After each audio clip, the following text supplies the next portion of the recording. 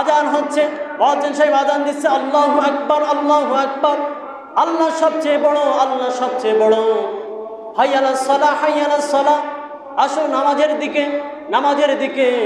হাইয়া আলাল ফালাহ, হাইয়া আলাল ফালাহ, আসো কল্যাণের দিকে, কল্যাণের দিকে।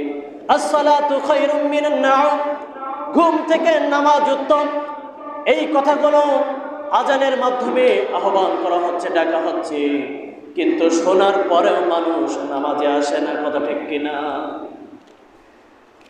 এই জন্য আল্লাহ বলেন, এই আজানের শব্দটা আল্লাহ পাক রব্বুল আলামিন ওহীর মাধ্যমে জানিয়ে দিয়েছিলেন। এই আজান দেওয়ার পরে কোনো মুমিন ঘরে বসতে পারে না। অবশ্যই মুমিন যারা হবে তারা আজানের ডাক শোনার সঙ্গে সঙ্গে দৌড়ে ঝাঁপ দিয়ে তারা মসজিদের দিকে চলে আসবে। সকলে বলে সুবহানাল্লাহ।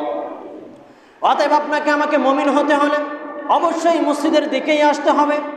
মুমিন হতে হলে অবশ্যই আপনাকে আমাকে এই কোরআনের পথে আসতে হবে, আল্লাহর দ্বীনকে অবশ্যই অনুসরণ করতে হবে। এরপর আল্লাহ বলেন, ওয়া'মুরুকুম বিল ফাহশা, আল্লাহ তোমাদেরকে দরিদ্রতার ভয় দেখায়। ওয়া'মুরুকুম বিল ফাহশা, শয়তান তোমাদের খারাপ কাজের দিকে উদ্বুদ্ধ করে। ওয়াল্লাহু ইয়া'iদুকুম মাগফিরাতাম মিনহু ফাদলা, এরপরে আল্লাহ বলেন, ওয়াল্লাহু ইয়া'iদুকুমুল মাগফিরা, নিশ্চয়ই আমি আল্লাহ তোমাদেরকে ক্ষমা করে দেব। মিন ফাদলা, এবং আমি ক্ষমা করার ওয়াদা করেছি। সকলে বলি সুবহানাল্লাহ। ওয়াল্লাহু ওয়াসিউন আলিম, এরপর আল্লাহ বলেন, ওয়াল্লাহু ওয়াসিউন, আমি হলাম শ্রেষ্ঠ ধনী, আলিম, এবং আমি আল্লাহ সব কিছুর খবর রাখি। সকলে বলি সুবহানাল্লাহ।